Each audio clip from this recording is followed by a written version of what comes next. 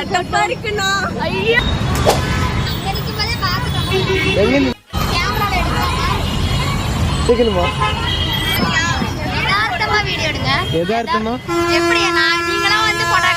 நீங்க பேசினா இங்க ரெக்கார்ட் ஆயிடுச்சுக்கா.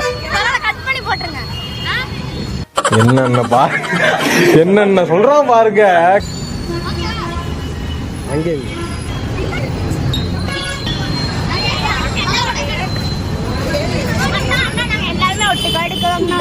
இருக்குண்ணா. ஐயோ